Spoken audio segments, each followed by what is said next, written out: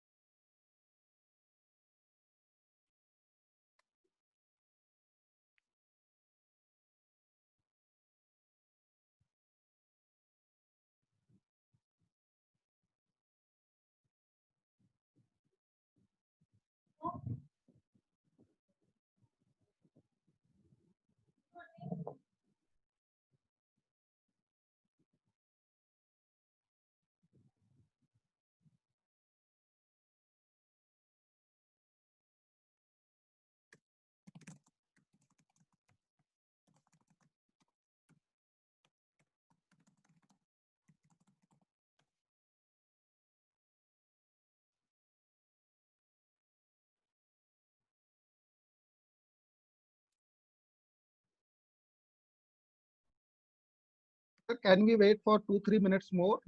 Oh, of Because course, of course. Yeah, people are still joining, sir. Yeah. So, yes.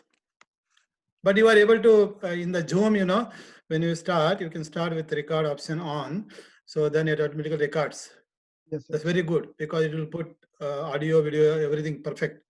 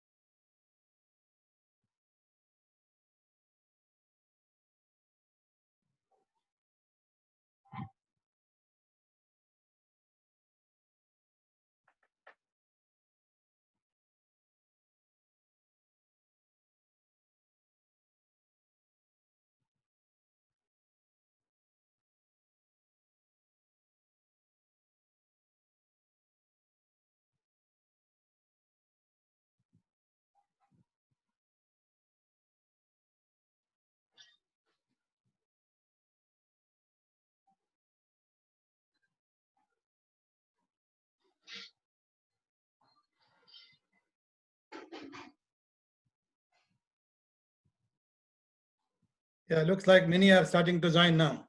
Yes, sir. Right. Increasing it fast right now. Yes, sir.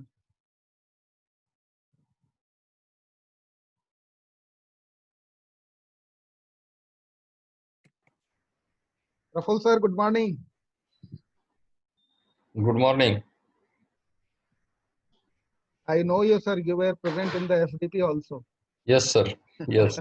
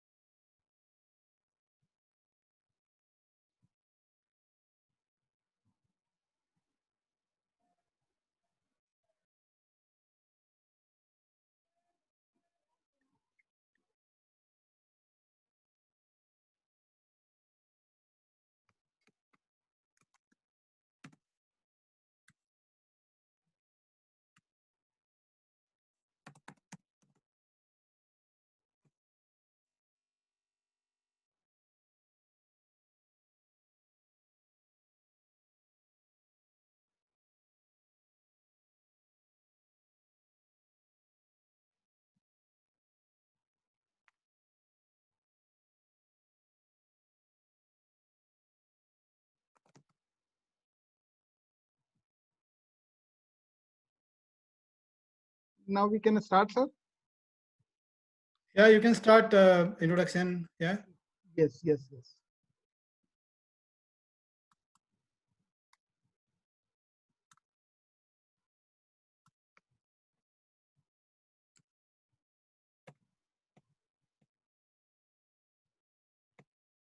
So good morning, everyone. This is my privilege to welcome Dr. Rajkumar Bhuiya, sir. He needs no introduction from anybody. He himself is an introduction for all of us. Everybody knows him. So I welcome you, sir, Dr. Rajkumar Bhuiya, sir, from the from my behalf and from all the participants. Yeah.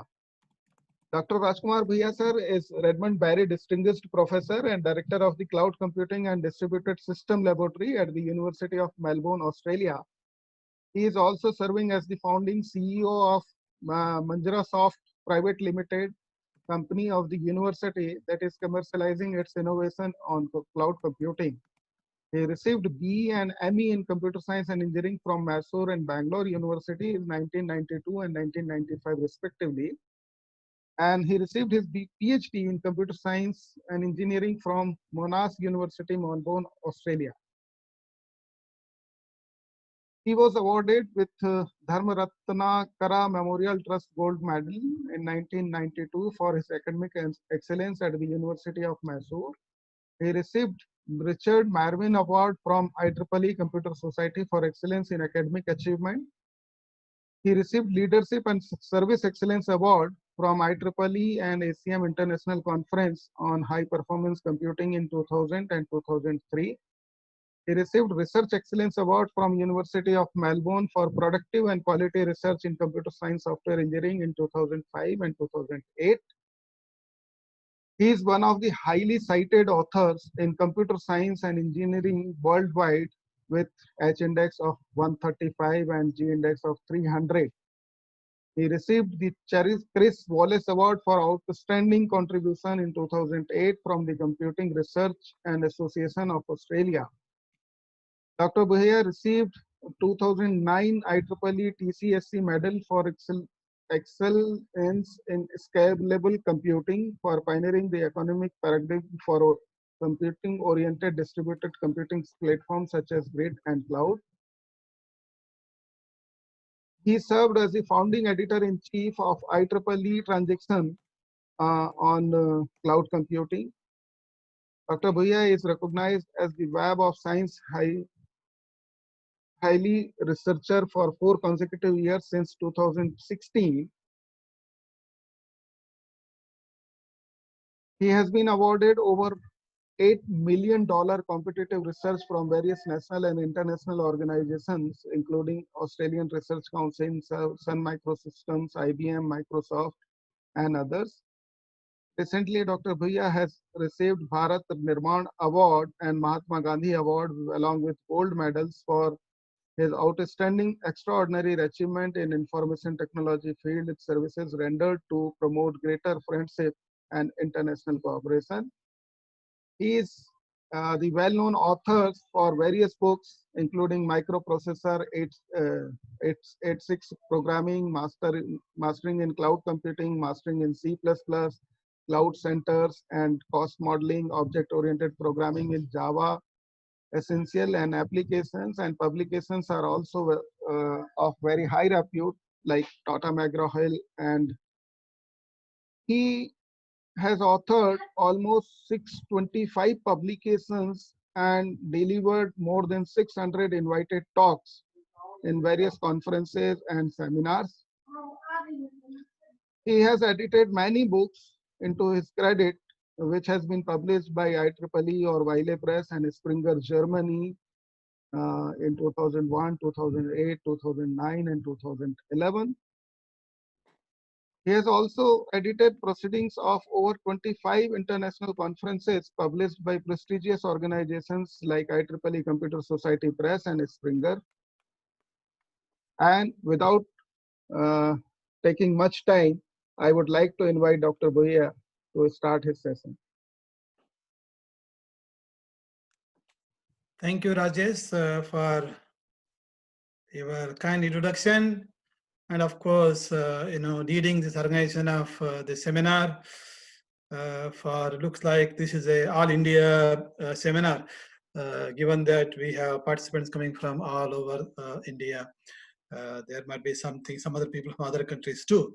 So this is great, indeed honor for me to be part of this event. And I can see number of those who are joining keep increasing, which is great news. Okay, so I have permission to share the screen, right?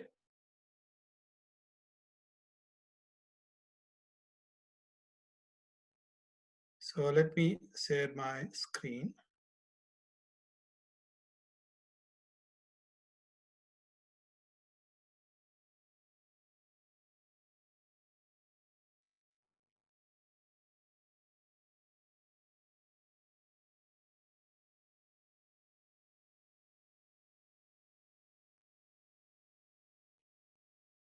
Okay, screen is visible now, my PPT? Yes? Yes, sir. Yes, sir. Yeah, okay, thank you very much. You can mute everyone except me. Yes. So, okay, all right. So thank you again, Rajesh, for your leadership in organizing this seminar. Then, of course, I'd like to thank many colleagues from different universities and engineering colleges who have joined for this seminar today, where we are going to focus on recent advances in cloud and edge computing. And also discuss about a software technology called Aneka that we developed, which is a fifth version.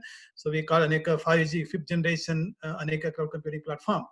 And of course, all these advances in technology is driven by real world applications.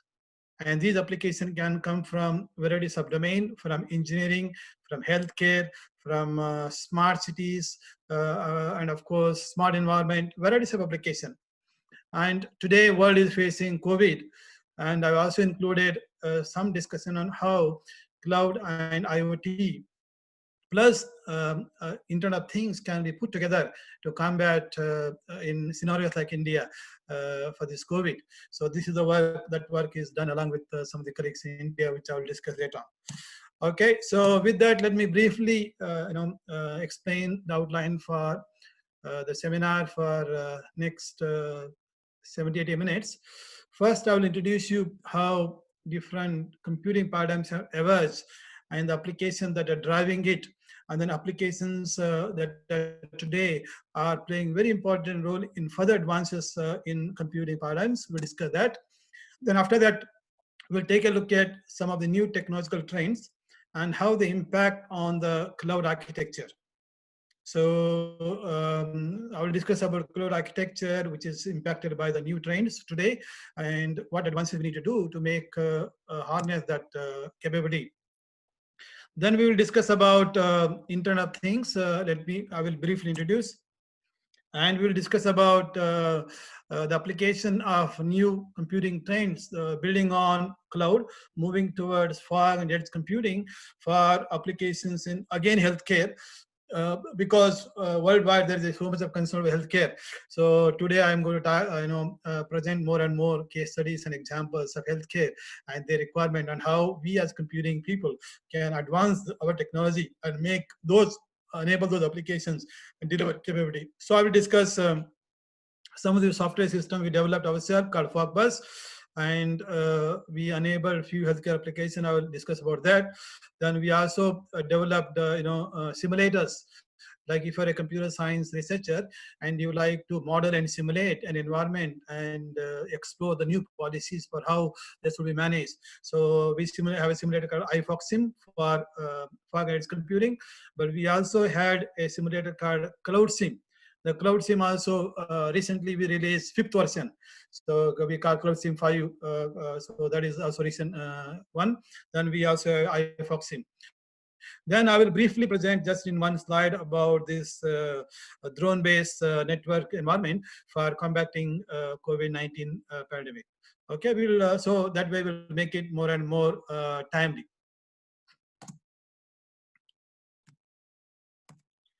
So so let me discuss now how various computing paradigms have evolved, emerged from 1962, today and into the future.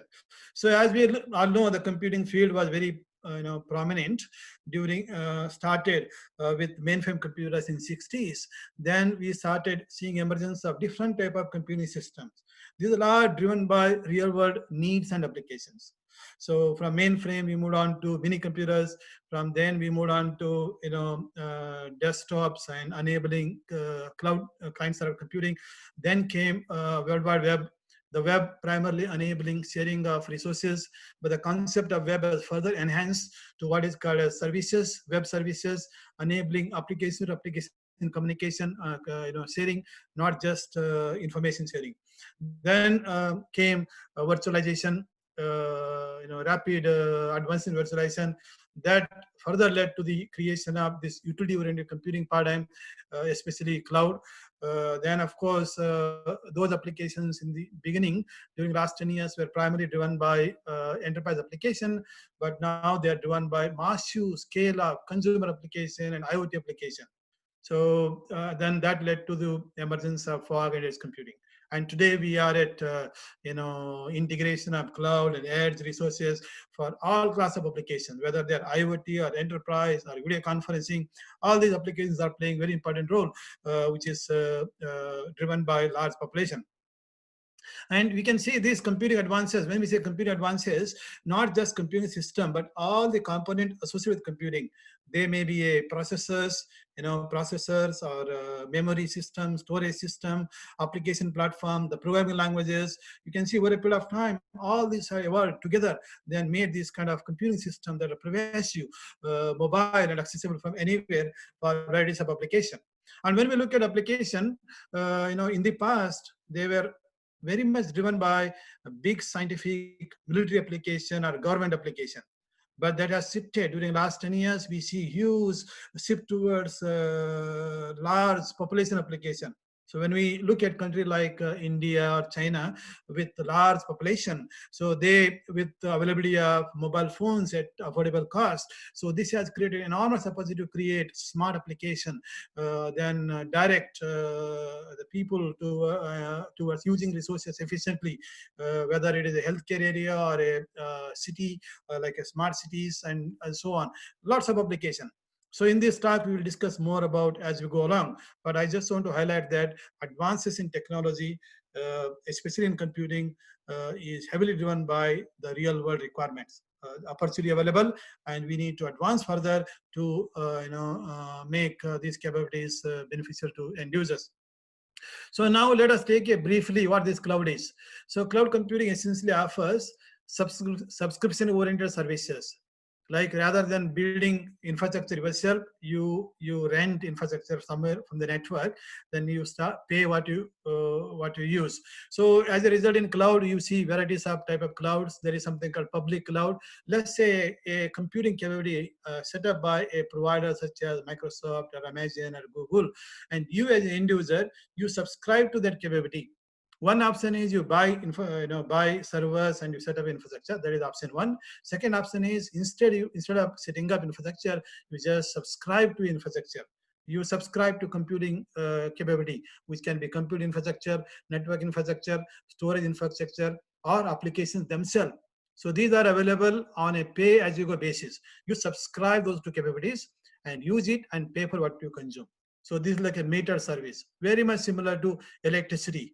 When you build a house anywhere in India, you don't really try to dig a well, you don't try to set up your own generator. In generally, it is best you subscribe to a service provider who supply water, water supply board or electricity board, then you consume. They have a meter just at your house that measures how much energy, how much resource you consume. Accordingly, they charge you at the end of the month. So similar notion to computing, that is utility. Computing as utility. So this cloud computing is the one which made this possible, this vision of making computing as utility.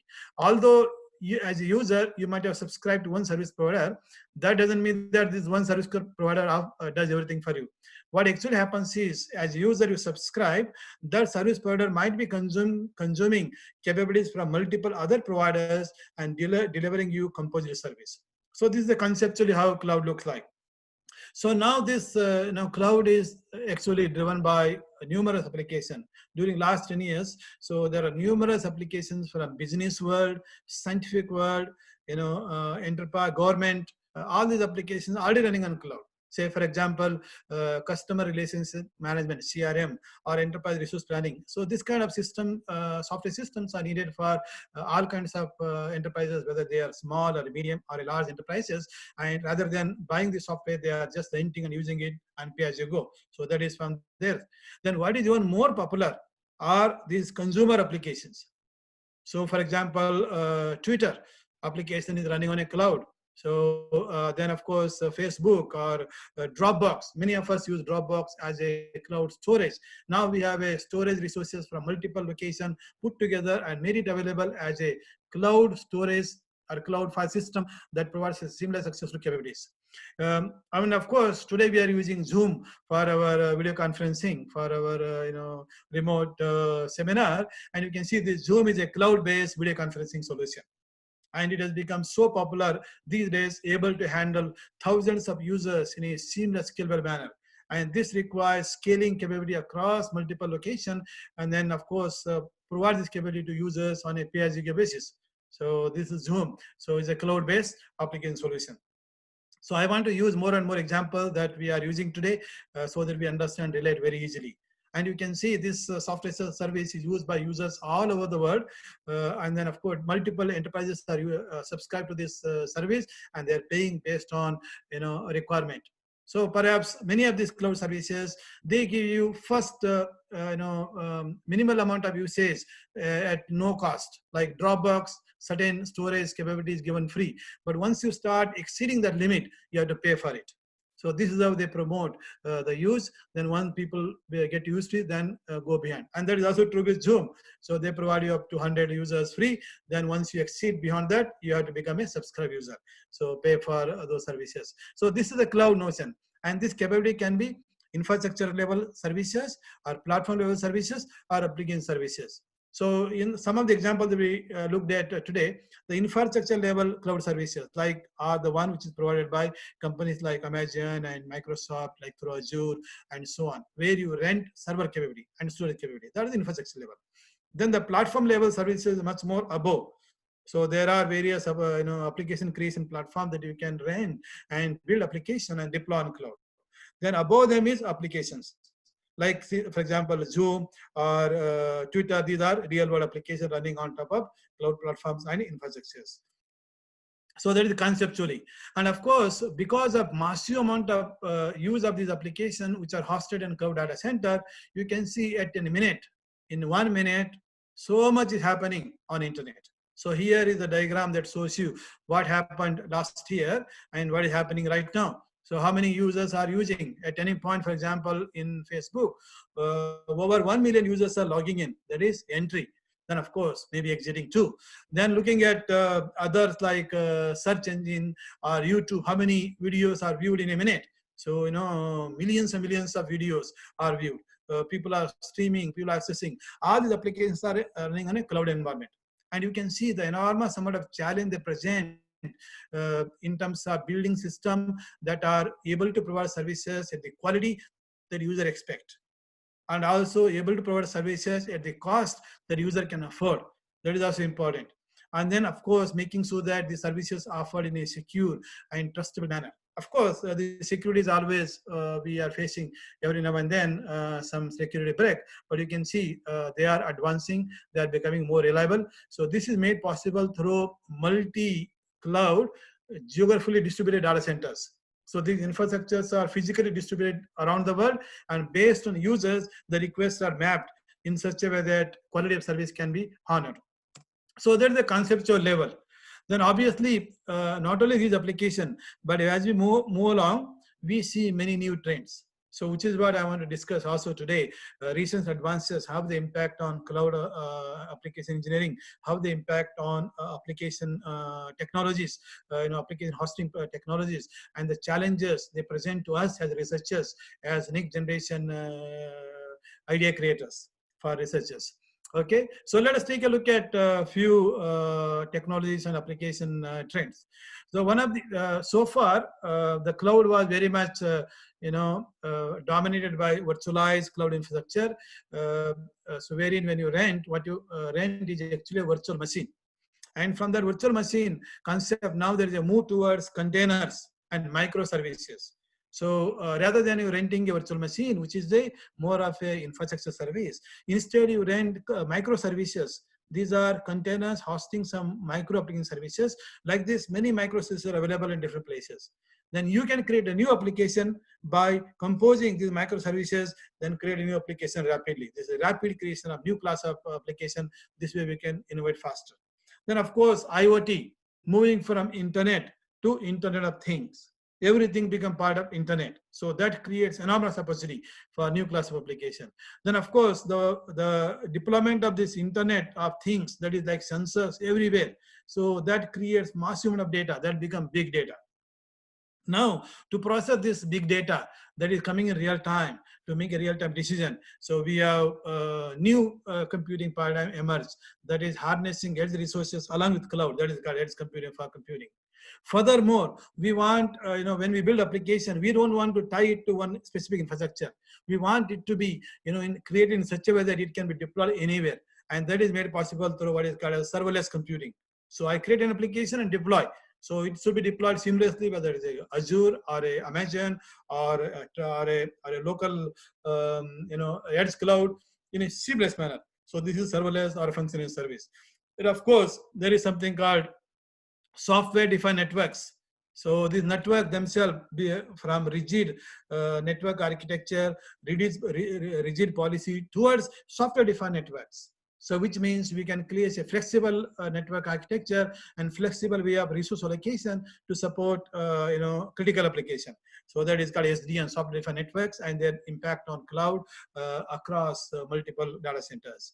Then of course we all heard about blockchain, has been around, popularly used for digital coins, currency, but that is moving towards now many applications in supply chain management, and we will see the use of blockchain even in edge and for computing to provide trustable healthcare services. I will discuss about that. These are the impact on our advances. Then of course we hear a lot about AI and deep learning applications in many domains, and they are driving requirements in advances in cloud, advances in edge computing, then leading to creation of what is called a smart star application. Smart star. Star means here refers to smart healthcare, smart city, smart agriculture, like this applications.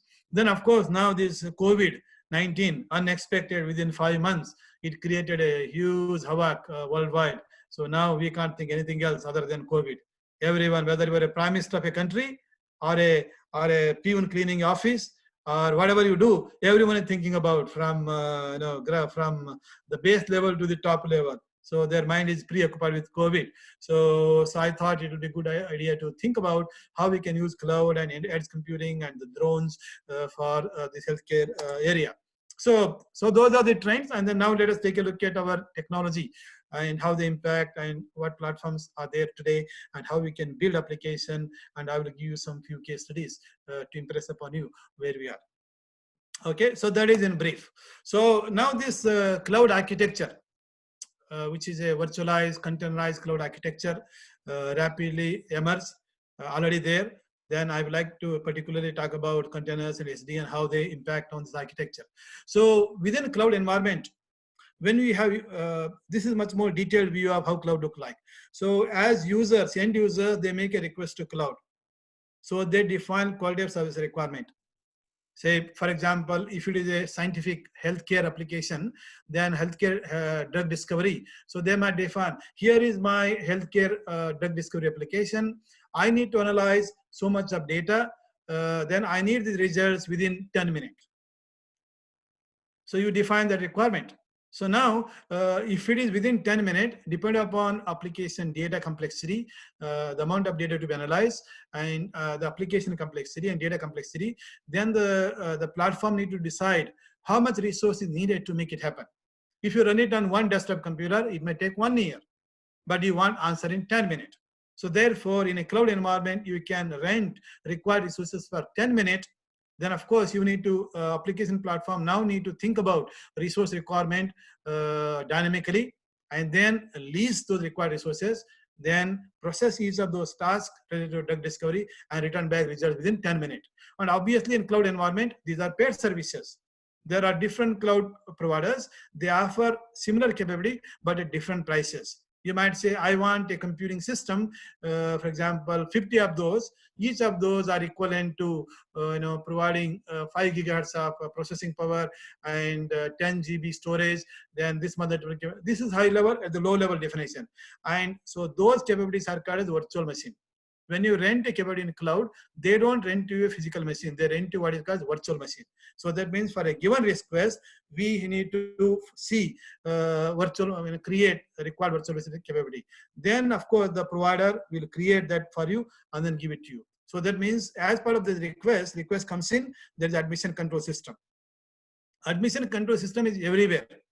So even for example, when you subscribe, I was talking to Rajesh. He said, how many people can log into the system? He said our limit is 1,000. Correct? Hey, looks like more than 1,000 people have shown interest. What do we do about it? So that is where only first 10,000 people come. The rest will not be able to enter in. But if you want to increase, then admission control must see how much resource is there, how much has been subscribed, how many people are already allocated. Accordingly, you manage. So that is admission control. Once you admit, virtual machines are created where the requests are hosted. Then of course, the requests may be container-based application services that are consumed together. And then there can be software-defined network that will define the quality of service requirement. So in the beginning, so maybe we just have few users, that's all right. When we started this seminar, we only had close to 200. Then now we reached 491. So, and every second as I speak, it is increasing. So some of you may notice. So every breath, I see one user increasing. So because they're coming from all over India, different places, somebody wake up and then they join us because people don't know when to wake up. They realize, oh, I have a seminar, come, join. So this is increasing. So similarly, when number of users increase, what happens? When number of users increase, in the beginning, we just, the system like this Zoom allocated, 50 servers, and few of them are in Australia, few of them in US, few of them in India, and none application services are given. As number of users are increasing, they realize that the service quality is now falling. We promised 1,000 users, but we allocated, but now users are increasing. So what do? They dynamically provision extra resource. And these resources that we talk about can be geographically distributed. They are not centralized. If they're centralized, the quality really falls down. So that is why now, for example, the users right now may be dominated by North India and Northeast, let us say.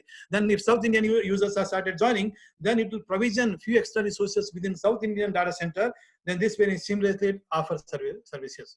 And of course, to provide end-to-end quality, this is where software-defined networks are needed. So to allocate more resource to priority users. So then as we move on, of course, number of users can diminish slowly. So in this case of video, Zoom is different, but other applications like healthcare or smart cities, during peak hours, the resource requirement will be very high. Then during lunchtime, it will diminish. Then of course, during non-peak time, it will decrease, and nighttime maybe even just minimalist. So as resource requirement goes up and down, accordingly, the resources are, decreased. So that is called dynamically provisioning extra resource or deprovisioning in a dynamic manner. And this ability of dynamically provisioning and deprovisioning in a dynamic manner is called elastic property of cloud computing. Of course, this elasticity concept has been around, but the elasticity concept notion is keep expanding with emergence of new and newer application with different qualities of requirement, and also this technology is underpinning can also is making huge difference. So earlier elasticity was mostly at compute level, but now the advances is moved to network level. So because the SDN, software-defined networks, allows you to do and control allocation of bandwidth across multiple users, multiple tenants in a seamless manner based on criticality. And then of course, urgency. So that is other aspect. So this is conceptual level. So now, how can we realize in real world? So let me discuss, for example, from computing aspect. I mentioned, in terms of Zoom, for example, how the requirement can go up and down, but this also applicable to other application services in science, in engineering, in healthcare. So there, the requirements are slightly different, and how we can realize at the platform level, so that application can benefit from it seamlessly. So this is where I will talk about our software technology that we developed called Aneka. Is a cloud application platform, which is commercially available through Microsoft. So particularly developed for supporting elastic applications creation and the deployment on private or public cloud in a seamless manner. So these cloud services are available at different locations. So we need to harness them to meet our application requirement. So let me briefly present the technical elements of this Aneka. So Aneka has two key components. The first one is software development kit. So this software development kit provides you APIs, application programming interfaces, for different models of application programming. So the models, when I say, when you are writing application that has to exhibit elastic property, so the standard sequential programming will not help if you truly want to harness cloud. So what we need is ability to create application that can scale. So based on number of resources, based on number of users that are using this application. So for that purpose, there are few application models. For example, thread programming, thread model programming. So in case of standard computers, so we have multi-core computers where programming languages like Java provides you thread programming, but those thread programming applications are primarily designed to run on a single server. But in cloud, we discuss about multiple servers that are distributed. So for that, we need a new type of threads. So that is where Aneka supports, called Aneka threads. Then there is something called task model programming. So task model programming supports what is called as SPMD, single program multiple data execution model. And there are there are many others, including MapReduce. So MapReduce is one of the popular model of programming that one can use to create application. So Aneka provides many of these models of programming in single SDK. That makes it unique, world first platform technology, software technology, supporting multiple model of programming in a single container. And once you build this application, you can deploy either on a private cloud or in a public cloud, or use them in a seamless manner, both private, public, there is multiple clouds. So in order to support that, we have a Aneka runtime engine, the management engine that takes care of the seamless scalability of user application across multiple clouds. Say for example, say private cloud. In your college, you set up a private cloud using existing servers or desktop resources, or you set up a private cloud using some infrastructure technology. On top of it, you put Aneka. So you can run your Aneka application within that private cloud. And then, of course, sometimes you say, hey, instead of private cloud, I want to rent few resources from a public cloud. Can I use them together? Yes, you can. So you can use either private cloud or public cloud or together those resources. So that is multi-cloud also. And this use of whether to use private or public cloud, what is the driver? The driver is user requirements. So depending on application, you define a deadline, you define a budget that you want to pay for it. Then accordingly, it will use multiple of those. So this is a technology that we developed. Then it's available. So right now is the 5th version. I will discuss about as we go along. So this is again, when I go deeper inside Aneka, so high-level elements of this Aneka further. Inside, Aneka has container services with multiple capabilities for thread, like membership management, reservation management, storage management, license management. So these all are various services which are part of Aneka container. And these services can be extended to implement different models of programming.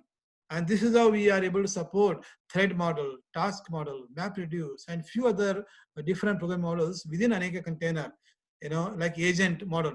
So which are implemented by using Aneka based services. So, and then tomorrow, let's say you got new idea. As a researcher, you have a new idea for a new class of application. Then you can easily implement on top of Aneka by extending these foundation services. So, so this way you can innovate rapidly. And of course, once you build, you can deploy in private or public cloud in a seamless manner. So this is the Aneka in brief. Then Aneka has already undergone several generations. So the first one we released in 2009, driven by applications from engineering and bioinformatics. Then of course every 3 years, so we have been releasing newer versions of Aneka. So again, driven by different applications from healthcare, from smart cities and data mining application in 2015. Then of course, 3 years ago, more driven by privacy aware medical application. And now, so more and more driven by this IoT based application, deep learning application, smart, star application. And of course, these are application requirement, but inside the technology, there are lots of technological advances. Like this, I discussed about multi-cloud across multiple resources, and then supporting Azure. And when we say Azure, we had a support for Azure earlier. But however, as you know, the underlying Azure technology itself is keep evolving and changing. The approach towards building application on Azure first version to now is very different. So, but our goal is to provide APIs to users that are seamless.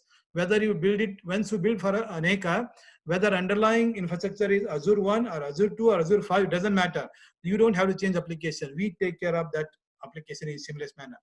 So in this direction, so in Aneka 5G, 5th generation Aneka, so here are the various support we got. Say for example, Aneka has a plugin. So thereby you can not only run on a standard Windows-based computers network, you can also run a virtualized clouds, or private cloud, for example. Let us say in your college, you set up a private infrastructure cloud using OpenStack.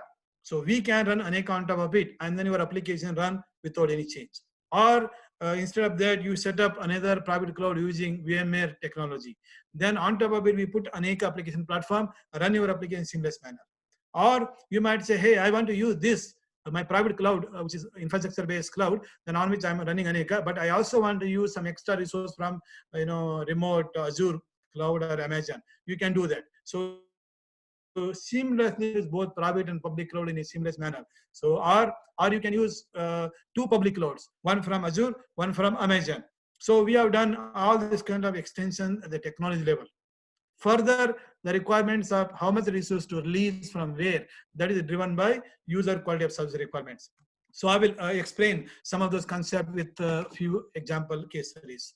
So let me briefly present some of the example applications of Aneka. Then of course, this is just a representative, but many more like these applications are there. So say there is first one I always also like to present from China. China Railways, this is a so nationwide company. So they have used Aneka for rendering, locomotive design scenarios. I will discuss briefly. Then of course, India, ISRO for satellite image processing. From US, Washington State University, they have built this how to deploy, medical data analytics, which have a sensitive records and non-sensitive ones also. When you are doing like a discovery, the data analytics for, say for example, cancer or any other analysis from the medical hospital. So when you have a record that are sensitive, you cannot outsource analysis of those records to public cloud, but you have to use hospital cloud. Then when there are non-sensitive records, then you can send it to public cloud. So they develop a deep learning library that analyzes the records and classify those records into sensitive, non-sensitive. If it is sensitive, then send it to public cloud. Non-sensitive, do it on private cloud. They added this plugin to Aneka. So this way they are able to run this medical application with privacy requirement on both private and public cloud in a seamless manner. So they have written a beautiful, publication on this area, also demonstrating how they extended Aneka to make it work for them. Then of course, there are many other applications from deep learning for object detection, then agriculture, and of course data mining, ECG. So these are applications that have used Aneka in demonstrating their capability. So let me present few of these briefly and how they use cloud and Aneka technology, and how Aneka helped them uniquely to discover, to innovate faster. So this is from China Railways. So this is the different design scenarios. The first one, design scenarios, and they need like this. There are multiple design scenarios. They need to find the scenario that is best fit the requirements. to meet the requirement. So for that purpose, they do analysis and rendering analysis on using software called Maya. Earlier, they used to do on a 4-core server. So this kind of small scenario analysis with depend upon number of frames that are there in the design, it was taking anywhere between 24 hours to 80 hours, like 1 day to 4 days on this server, single server based solution. So what did they do? So to innovate faster, to bring down the time from 4 days to 2 hours, so they have set up a private cloud environment using Aneka inside the company, and then we have a tool called Design Explorer. So this Design Explorer allows you to compose application as FCMD using task model programming, single program, multiple data execution model. Here the program is one, but data scenarios are many. That is called SPMD, single program, multiple data execution. So when they ran on a single core server, this scenarios, you can see what took 24 hours to almost 80 hours. The same thing when they run it on Aneka based small scale cloud, so they were able to do it in 2 hours. Now you might say, oh, 2 hours is fine, but I am in urgency. Say for example, sometime if you are a big company like this, often the presidents or a prime minister visit that organization. When they visit, those fellows don't have a time to wait for 2 hours. They might give you 10 minutes. So what do? The local resource take 2 hours, but you want answer in 10 minutes. So we don't. There is no sufficient time to expand the infrastructure. What can you do? You can rent execute from public cloud. But for that, Aneka provides. We added here. You click here. You say deadline. Deadline is equal to 10 minutes. Now the local resource takes 2 hours. So I want to rent the extra resource from public cloud. There are multiple public cloud providers, but they charge. You have to pay for them. So in China there is Alibaba. In in India there are few providers, and also there is one provider called Century cloud provider, and then in US there are many. So each of those charge different price. So therefore you have to set a budget limit. Deadline is 10 minutes. Budget is equal to 200 rupees. That's the budget limit. And then given the deadline and the budget in constraint, so Aneka now looks into your application requirement, how much budget you got, how much by when you need answers. Then it looks into marketplace of cloud services. So here are the different providers. This is their price. So now they rent for another 100 servers for 50 minutes. Correct, for just 10 minutes. So then the system will figure out based on the market principle that we have within Aneka. Then that will provision extra resource from other cloud providers, then use them in a seamless manner and deliver answer by the 10 minutes. So this is how, just like a real world utility concept. So that is China one. Then of course there are many applications, but today I thought I will focus more on healthcare rather than satellite and so on. So that is engineering. Now let's take a look at healthcare application, the simpler one. Say for example, ECG data analysis as a service. Electrocardiogram data analysis as a service, ECG data. So these days there are lots of sensors coming on. Even for part of watch, you can collect the data, and the data can be sent to this mobile phone. Mobile phone has some app running, then collect the data, then send it to cloud. So you send the data to cloud with requests to process, and then get back results. Obviously with the healthcare, again here also we have requirement. Depending upon health condition. Sometimes you might say, hey, this is critical, emergency. Give me answer in 2 minutes, for which I will pay 500 rupees. Somebody else, they are fine, but they just want to see how their health is. They might say, here is my data. Give me answer in 24 hours. I am not in hurry, for which I will only pay 2 rupees. So like this, different users define requirement, and then the request comes to cloud. When the request comes to cloud, here you can see ECG as a software service running on top of Aneka, running on top of infrastructure cloud. So when the requests are coming in, so these are the quality of service requirement users are expressing.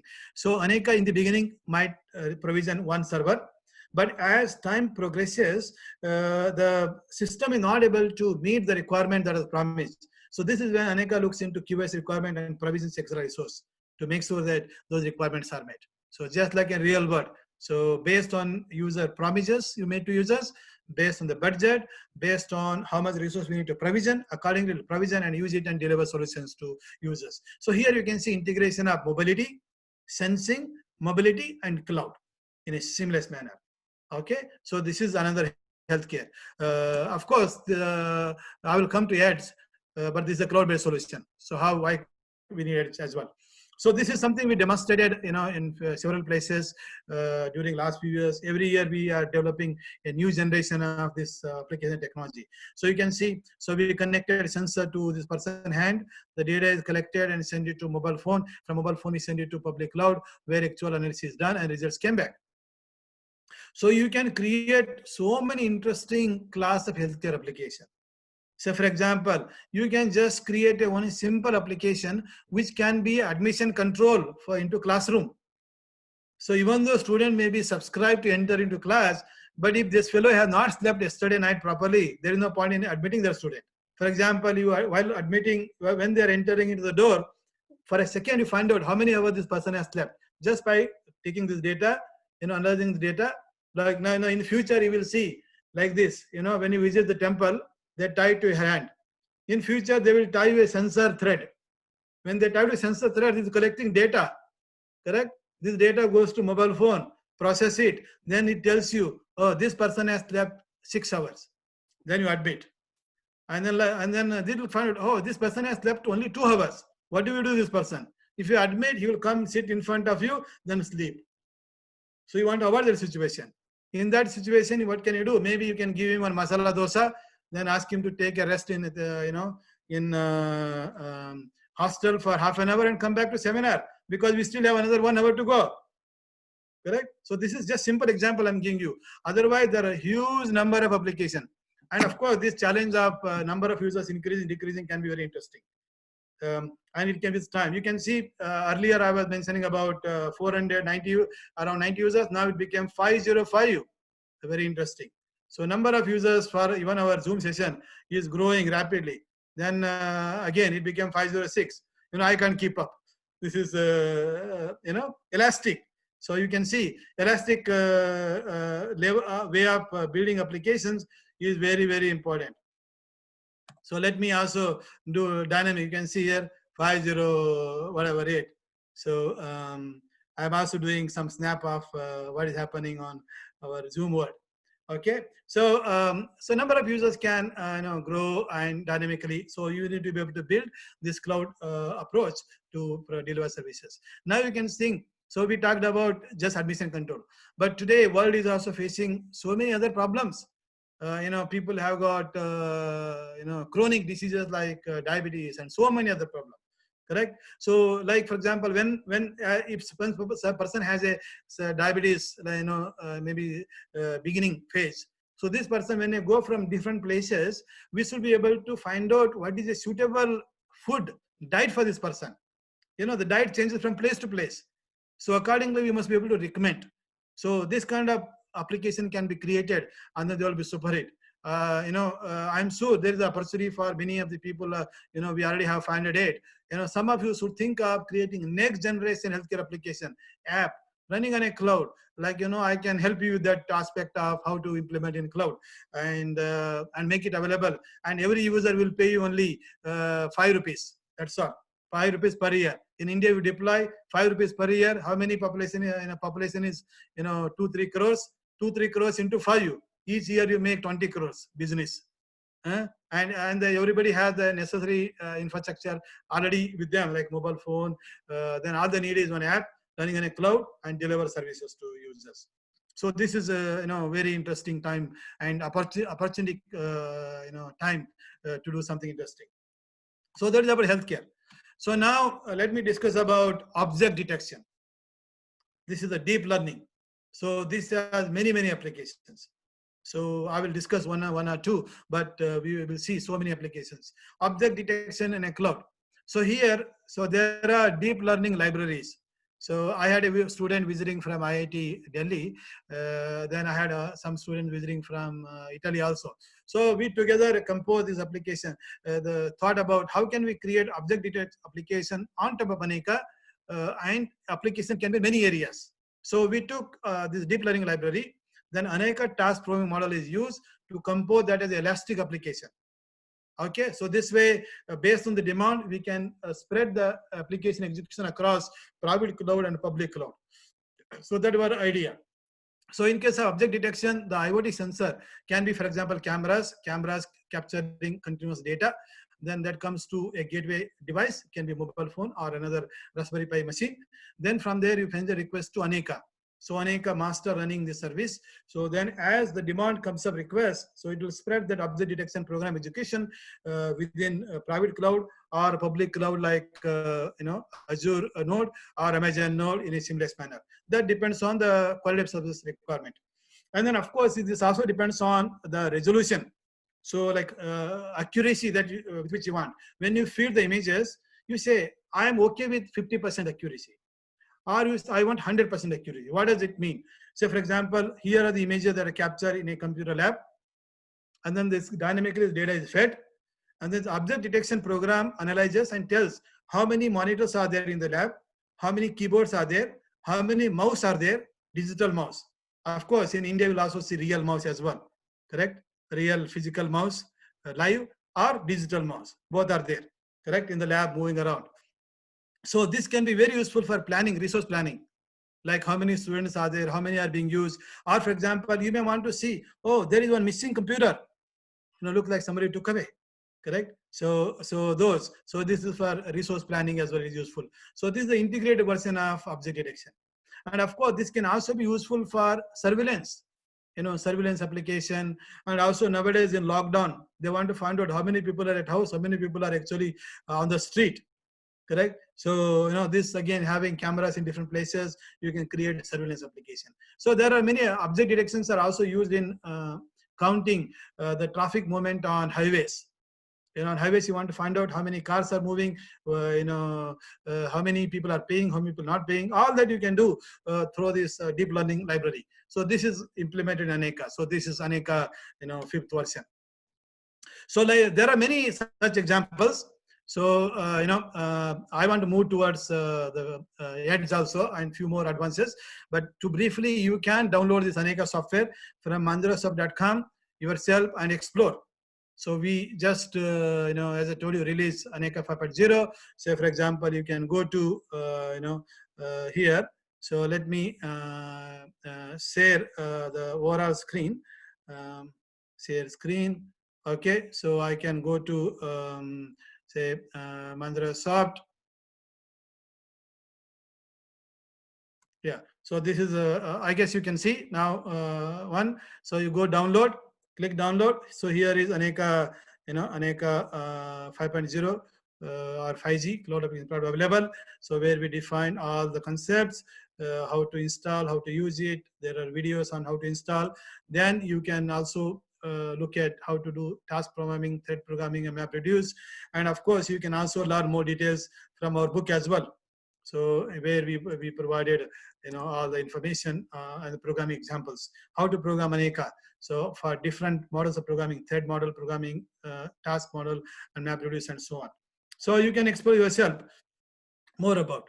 So this is, not only that, many students worldwide have downloaded Aneka and done very interesting works, interesting applications in different areas. What I presented is just few, but there are many more. You just search on internet, on web, just Aneka, some papers and application, you will come across many of those examples.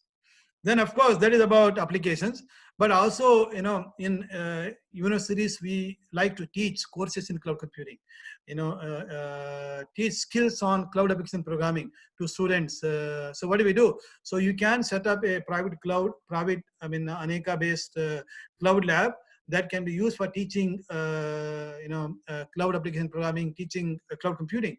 So many universities, across India have set up, some of them are offering a subject like cloud computing theory, but some of them, others are also have set up, laboratory programs, hands-on experience, both theory and practice together you can do.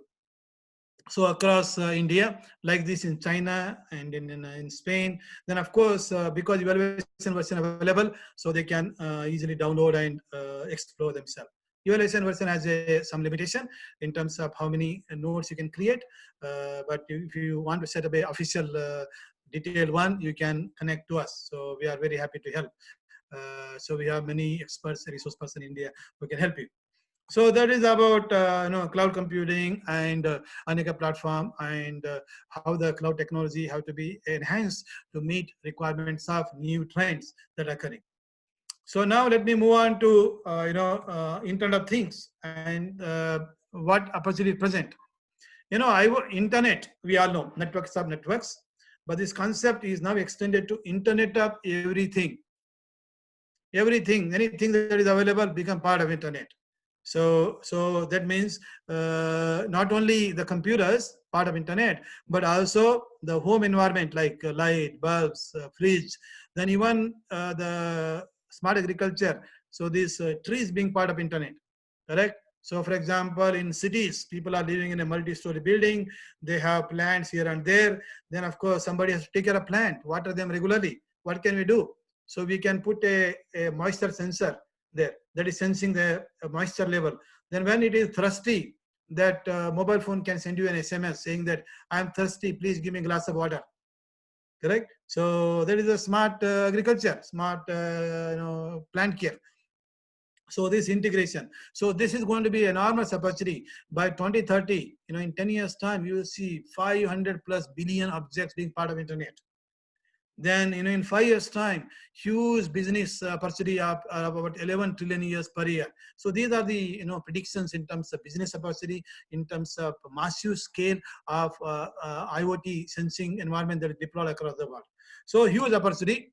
And then of course, this enables creation of many applications, starting from healthcare, I mentioned briefly, but the smart cities, and also there is something called Industry 4.0, which is the manufacturing automation trends, then logistic management, using this blockchain, using IoT sensing to manage supply chain better. Then also this autonomous cars, the driverless car, the car without driver. So that will have IoTs that requires deep learning, that requires integration of edge and cloud computing. So lots of advances necessary. So you can see this smart world has huge number of applications. Along with that, there are challenges. So we need to think of different computing paradigm, not just cloud centric. So in this direction, we discussed so far about cloud-centric IoT application, cloud-centric application. You can see cloud-centric means there are different application environment. They all push data to cloud. So cloud is a centralized environment.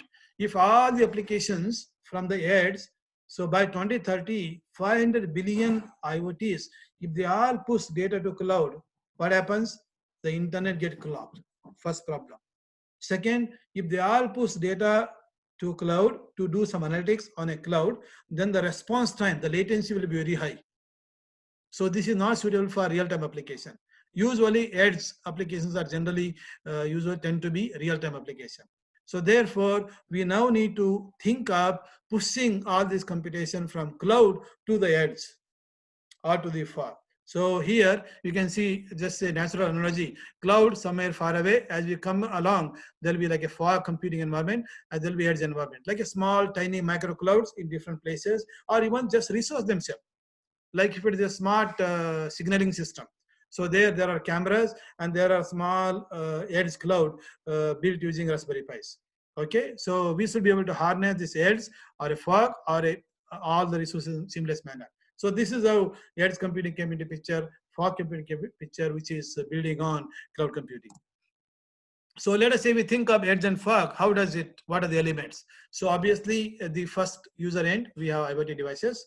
So then on the remote end, which is cloud, in between, so there is a gateway machine, and there are edge resources, Raspberry Pi, and so on. They're managed by a brokering fog broker or edge broker, so which uses the edge resources and also cloud resources in a seamless manner. So this is a conceptual diagram indicating various elements of our computing. But obviously, we need to develop real software technology. In this direction, we develop something called FogBus. So it is a framework for supporting creation of fog edge computing application. Then we also included blockchain to it. because when you are creating especially healthcare application, you want results that are trustable. So trustable answers. So having the blockchain, so we can see if somebody has tampered the result easily. So here is the high-level architecture elements of this Fogbus. Say, for example, here the user. So this is the gateway machine. The device called oximeter. Oximeter can be a healthcare sensing data device that senses the data. Then the data comes to smart gateway, like for example, a smartphone app that collects the data.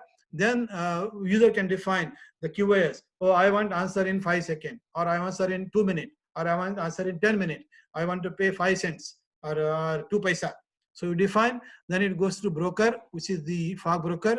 The fog broker has local resources, which can be Raspberry Pis running this fog worker. And of course, sometimes it needs a private cloud, a public cloud.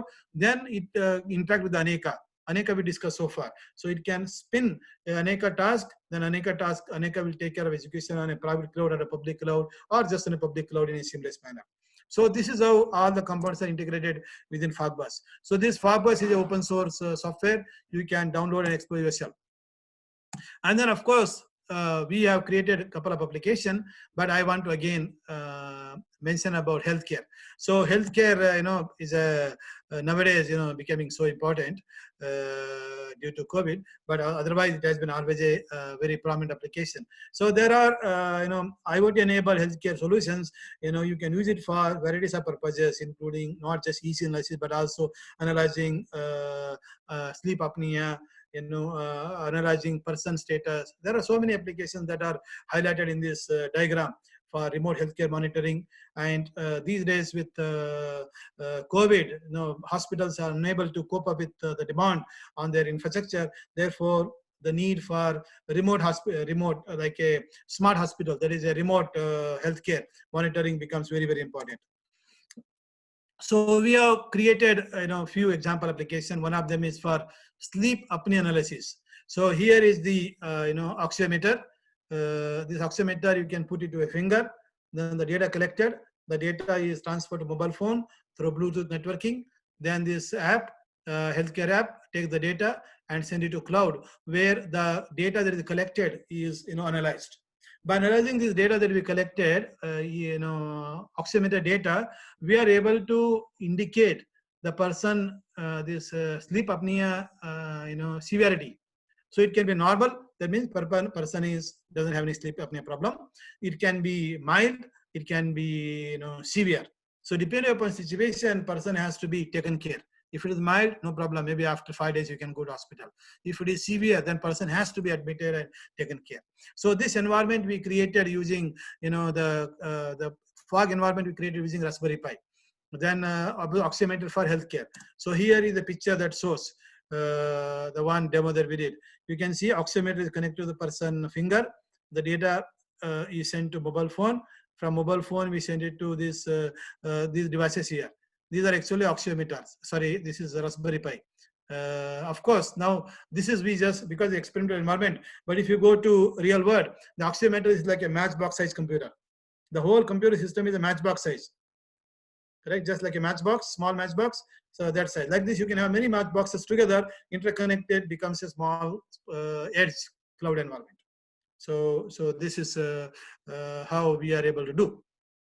So this is the practical Fogbus technology with real experiments. And then of course, setting up such an environment is economical and cost effective as well, because they're very affordable resources. Like this Raspberry Pi is available for like a $20, maybe around 600 or 700 rupees. Then like that you take, then you set up environment easily yourself. So that is the real one. So this is actual. So you can experiment and explore new applications or new, computer science research. And of course, the people who are doing research, so if they want to do such modeling and simulation of different IoT application, one approach is doing experimental research, like what I discussed so far. You build real platform, real application, real environment, then you conduct experiment, see how good your solution is. Alternate approach is simulation, modeling and simulation. So there are many students around the world, they need to do modeling and simulation. So for that purpose, we developed this simulator called iFoxSim. So this simulator, this is integrated with cloud, which is our cloud sim. So where you can simulate different IoT IoT devices. It can be medical device. It can be moving device like a smart car, mobile environment. Then you can simulate infrastructure, and you can simulate different applications like in industrial applications, industry 4.0, or digital twins, or healthcare, or agriculture. Like the different applications can be simulated. Then based on that, you can evaluate policies for resource management and scheduling. So this is a tool for evaluating resource management and application scheduling policies of different applications. Okay, so this again, iFoxSim is available for download. So numerous users around the world are doing very interesting work with iFoxSim as well. Okay, so this is again other one.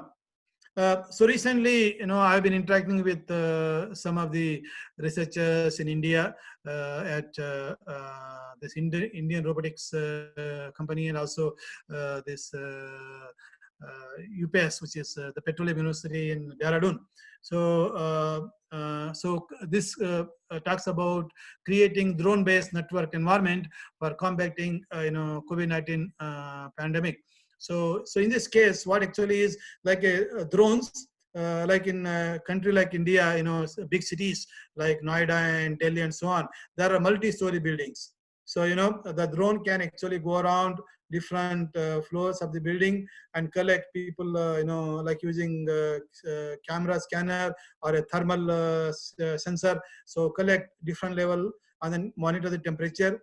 Then I identify anybody who has a temperature higher than the normal, does he expose, exhibit any COVID symptom. So then of course collect the data, then analyze the data within edge and fog environment or a cloud environment for this dealing with the COVID issue. So this is the initial work, that is these architecture elements, but some basic level exploration on real deployment is already happened by our, this collaborator. This Navgriya has set up a company, robotics, company that does some of this practical work.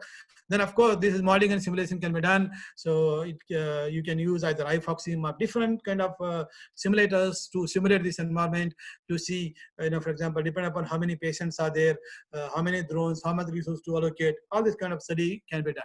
So if you search for this, title on net, soon you will come across this article. I'm going to put it down on my website also. You can download and read more about it. So this present huge opportunity. This is just a early work. There are lots of open issues here. Based on different scenarios, based on different IoT devices you are going to use, and based on application that needs to be analyzed. So whether to use fog, edge, and cloud, and so on. So this is a huge opportunity. We have in this world, and I hope it can be further explored. Okay, so now, so that is a discussion about edge computing and some of the solution. Of course, I didn't mention about Cloud SIM. So Cloud SIM, those of you who are interested, you can search on the net. You will find Cloud SIM 5th version, recent, that already has containers, already embedded. Cloud SIM has container. Cloud SIM also SDN simulator. So we have SDN simulator, container simulator, along with the standard virtual machine, and then of course data centers, and then you can do research on how to do this multi-cloud, resource management scheduling using the latest version of Cloud SIM. Then of course, when you want to move towards IoT and edge application, then Cloud SIM along with IoT SIM, this our iFoxSim. iFoxSim is actually built on top of Cloud SIM. So you can do further advances in this area. Okay. So now let me summarize and conclude. So there are several computing paradigms that promise this vision of how to make computing as a utility. But today we got cloud computing that turn this vision into reality. And as I discussed in the beginning, there are many exciting, business and consumer applications that are already running on cloud.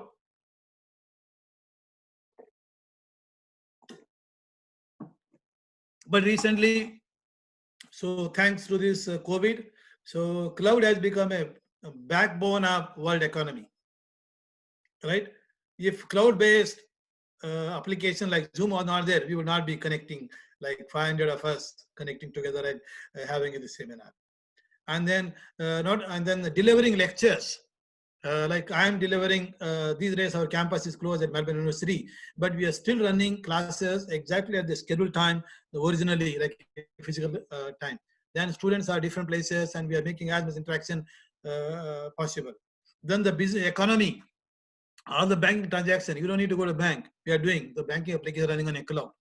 Correct. And then of course in application like this video conferencing, because users are physically distributed, they cannot serve all these users from a centralized cloud.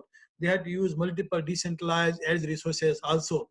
That is called peer-to-peer video conferencing, backed by back-end enterprise clouds. So this is already happening, and I think I'm glad that our advances that we do in computer science research we do is already in real world. So, so there are many more opportunities. There are various software technologies available. Aneka is one of them for creating application. The model that we support in Aneka, thread model, MapReduce, these are standard, very resembles to others also. So therefore, if you create here, you can move applications to other places too. Aneka focus is on enabling creation of application rapidly. So if I can enable creation application rapidly, that means the innovation can happen faster. This is faster innovation. So then bring down the cost of software engineering. Also, when you start deploying on a real infrastructure, so you want to be able to create application and deploy them on the private cloud, public cloud, whether it is Azure or Amazon or Windows or Linux in a seamless manner. Correct? This is very important. You don't want to modify the application. You just build application, focus on business logic. The rest of this job of deploying, meeting QoS requirement is part of Aneka. And then constantly during last several years, if you see our research, publication that uses Aneka, every year we have so many of those, and each one of them adding new capabilities. The foundation is same, but the policies and approach, how we make it efficient, those are rapidly coming. Then the first generation IoT, where cloud centric, then now they are moving to edge centric.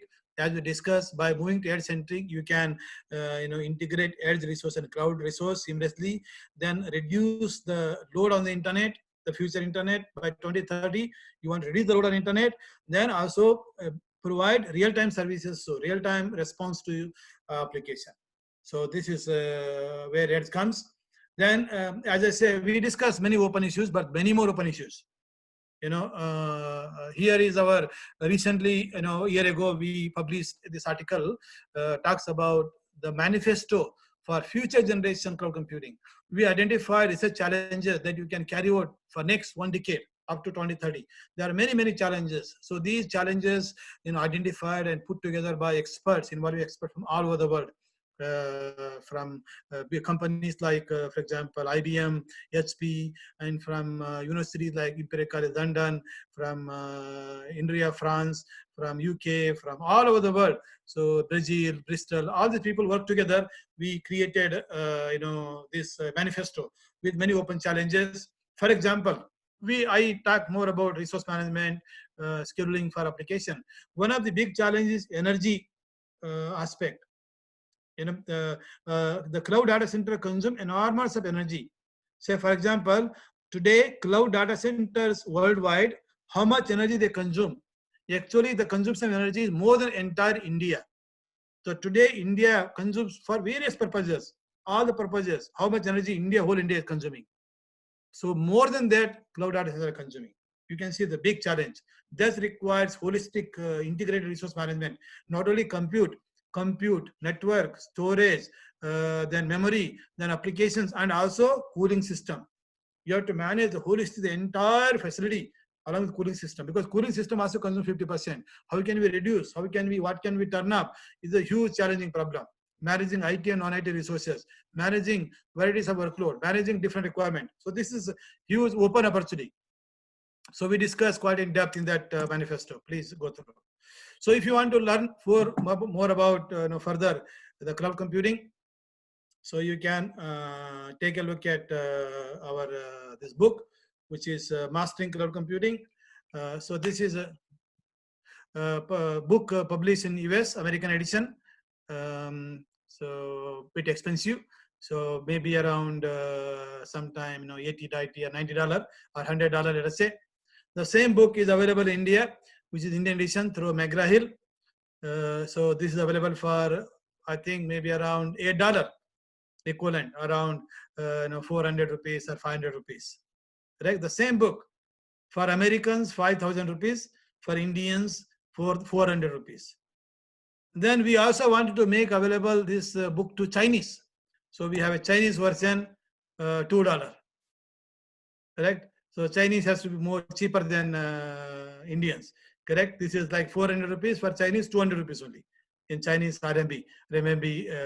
But of course, not in English. They want in Chinese language. So this is the book in the Chinese language. Sometimes people ask me, oh, why is it so cheaper for Chinese? It is cheaper because if you look at, very carefully, the title, Mastering Cloud Computing, this went for 2 lines. But whereas Chinese is just only 1 line. In 1 line, Mastering Cloud Computing is written. So that means this 500-page book in English, our Indian edition or American edition, has become only 300 pages. Ideally, it should have become 250, but it's 300 pages. Because the Aneka programs are still in English, the rest of the text is in Chinese. Because of that, it is still 300 pages. You can see. So I made it affordable. So what I'm highlighting is now, when you think of creating cloud application services for healthcare or any of this area, let us say some of you out of this 500 participants, 10 of you created very interesting healthcare service for India. Now you have to deliver, roll out their service. What is the price that you're going to charge? The price that you charge to users must be based on their affordability. The people in villages in Madhya Pradesh, maybe healthcare service, you just charge them 5 paisa. And of course, the same service for the people in Indore or in Delhi, you charge 1 rupees, 10 times more, no problem. Correct? Affordability. Service pricing is very, very important. Maybe quality of service can be some traded, some how quickly you can respond. So it can be traded a little bit. The people from village are more tolerant compared to the city people.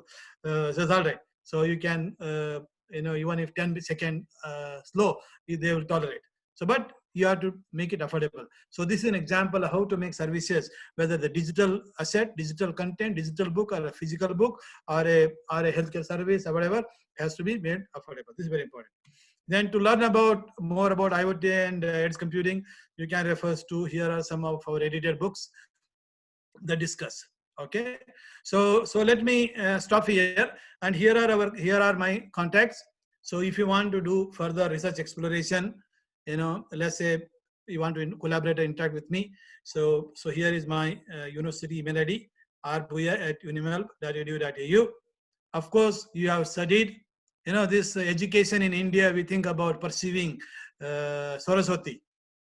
If you are a devotee of Saraswati, you want to pursue more knowledge acquisition. So this is the university education. Then of course, you had enough of pursuing Saraswati. Now you want to pursue Lakshmi, correct? Make more money, build a new enterprise, create new applications, and deliver to those real world. So you can contact my Manjaro email ID, raj@manjarosub.com. So I'll be happy to interact, and I think this presents a huge opportunity. Right now is a great opportunity. Everybody at home, then use your time wisely, create some simple apps that can run on cloud, roll out. So huge opportunity, make it very affordable, small price, huge number of people. I think this is great in India because we have got, billions of citizens, people. Even if 10% of those support you, you have it. You make a big. Yeah, in India it is possible. Yeah, so that's why I mentioned that this is a huge opportunity. Challenges are there, but there are a lot of opportunities as well. Okay, so let me stop here. Now we can open up for questions, discussion, comments. You can type your question in in chat box. I can answer. So yeah, thank you very much. Thank you. Namaste.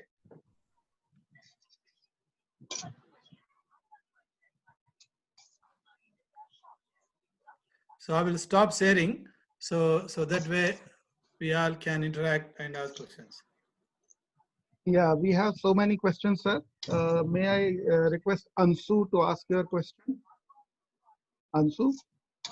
Asu, sorry. Okay, there is one question. It says, can we put this PPT online? No problem, you can put it. PPT or the video that is recorded. So this is for the benefit of everyone. In fact, participants are asking for your PPT, sir.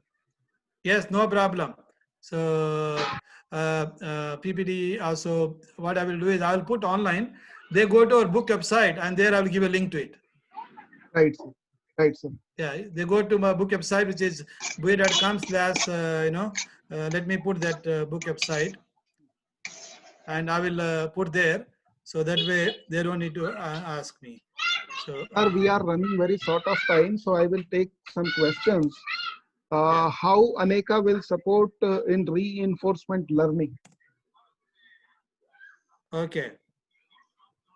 Everyone in meeting, let me. Okay, so how Aneka supports in reinforcement learning. Yes, sir. Okay, so this reinforcement learning is a method for, in AI technique that can be used for predicting trends. Okay, so predicting trends can be, for example, let's say you want to predict, like if you have a business and you want to find out which of these items are fast selling, correct? How to manage, correct? So in that environment, you have many users and the past data, the trend, and then you do analysis. See, this usually deep learning analysis, if you're analyzing massive amount of data, that may take on a laptop, say 2 hours, but you want to do it faster. You can create reinforcing parallel execution in Aneka using Aneka thread task or task model, then run it faster in real time, predict the trend. So that is one way of doing. So that is using reinforcement learning for real world applications. So this can also be used for reinforcement learning technique can also be used for making clouds better. Right, like for example, dynamically identifying what is the trend or the demand on my service. That can also be used for making cloud better, technology better. So reinforcement learning can be used two ways. One is application, other is for making cloud better. Yeah, you can implement applications which are reinforcement based or deep learning based applications in Aneka using thread and task model, then benefit from it. Yes, and make application elastic to support your large trends analysis. Second question I have received, that is, explain the difference between cloud and traditional data center. Oh, the difference between cloud and traditional data centers. Yeah, the traditional data centers have been around. What cloud brought to the data center is the traditional data centers are created just for an enterprise as a managed service. So just one tenant or two tenants are using it. The cloud brought it to a utility model, wherein multiple organizations from different places can rent it. So therefore, they added virtualization. That is number one. Next, the moment you bring virtualization, now the cloud, this data center with the cloud concept, it became a consumer service. That means people want to be able to rent for 1 hour or 10 minutes, whatever they need, whenever they need. The traditional data centers are more managed. Like for example, let's say you are a State Bank of India and you rent traditional data center.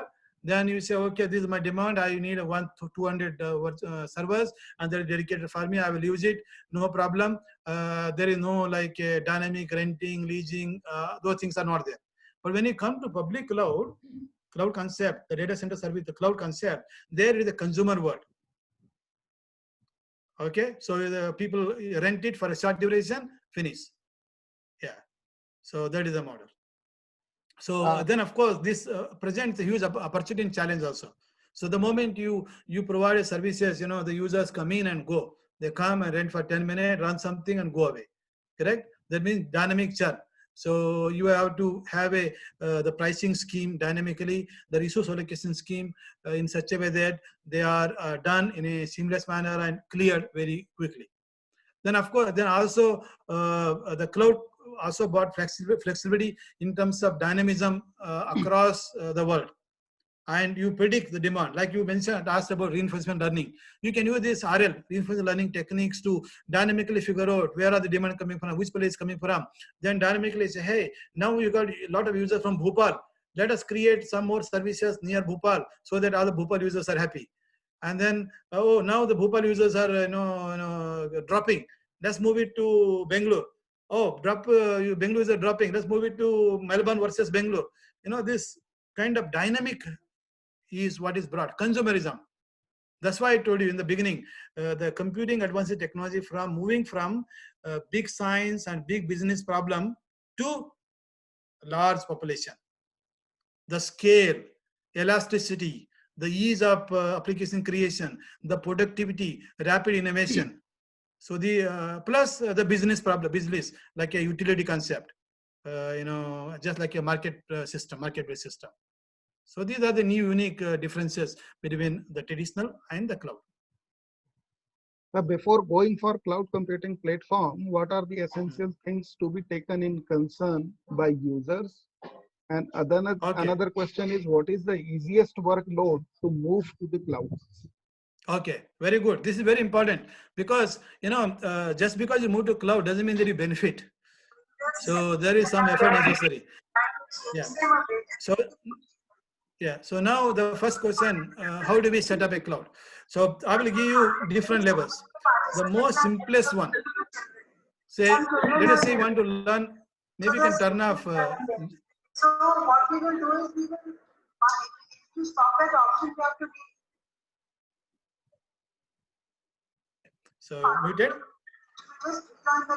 Rajesh, you are able to mute everyone except me. I'm trying.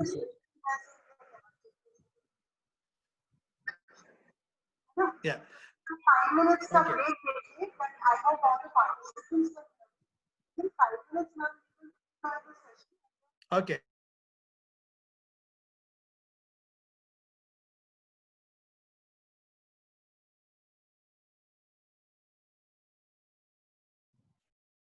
Yes, sir.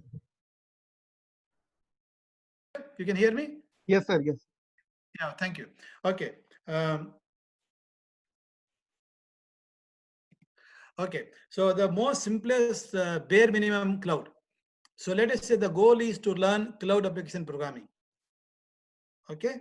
So let us not worry about which infrastructure. Say goal is to learn cloud application programming.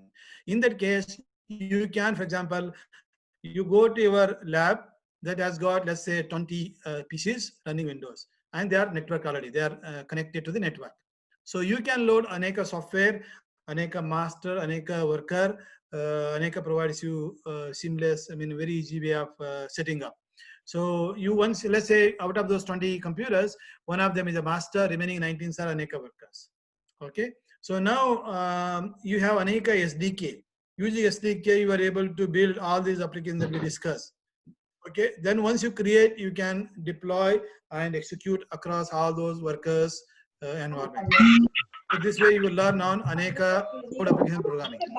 Plus private cloud.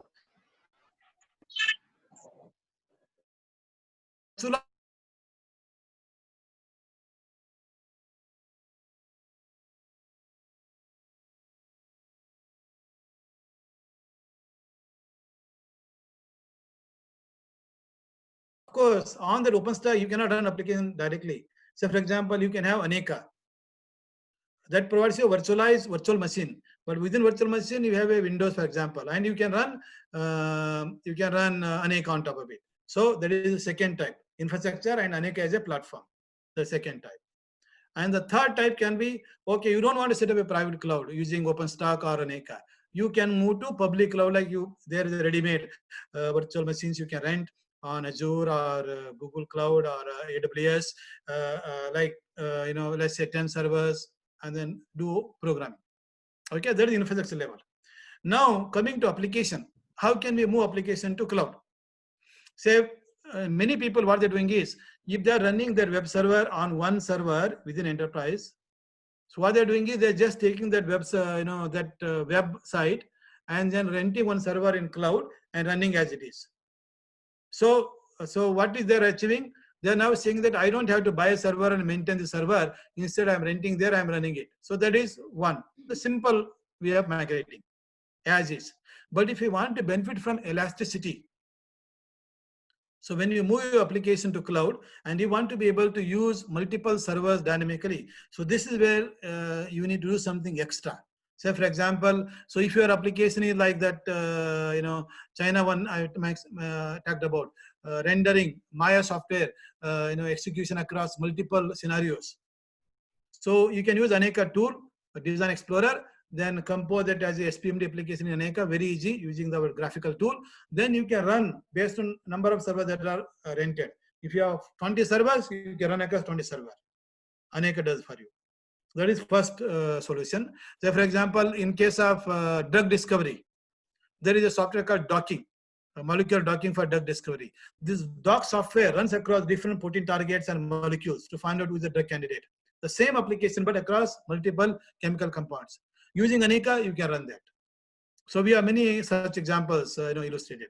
That is the second type. The third one can be, you can apply MapReduce or Aneka thread model explicitly. Use it and build your application explicitly. So that requires some programming effort. Correct? You take your existing code, then say, oh, this code is running many times. I want to make it as an Aneka thread. Then after that, Aneka will take care of it automatically. So these are the three different ways you can create application. Aneka or you can any other platform. The same thing. Correct? The process is same. As is moving, you are not benefiting from Veracity, but you are renting. At least you, and then second is applying like Aneka Design Explorer. Third is explicitly implementing the application. Yeah, I hope that it makes a little clear. Yeah, if you read our Mastering Cloud Computing book, so we have many example program that illustrate. Or, even if not book, on our website, Microsoft website, the download, below I have given examples of thread programming in Aneka, task programming in Aneka, MapReduce programming in Aneka, Design Explorer, all the examples are given for you to explore. Thank you so much, sir. Actually, we are running very short of time because another webinar is scheduled at 1 p.m. So I am not in a position to take more questions, but definitely this talk was very informative and participants have enjoyed a lot. And I'm personally thankful to you, sir, because for making this event happen in the period of lockdown. Otherwise, it could not have been possible. So thank you so much. And it was very interesting and very informative sessions. So thank you so much to you and thank you so much to all the participants. We have planned many events in the month of June.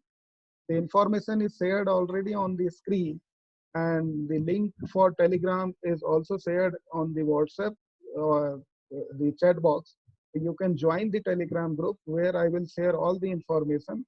So on 11th June, we will be discussing on research paper and proposal writings for academic career, and Professor Lance Fung will deliver the talk. So I request all of you to please join that session also. And thank you so much, Bhaiya sir. Thank you so much. All right. Thank you very much, everyone, for joining. I can see, I recognize some of the faces, here. Some of them are online. They're showing their face too. They're at home, taking care of kids, and their other people are moving around. Thank you. Thank you very much for joining. So, namaste. Namaste, sir. Namaste. Thank you so much.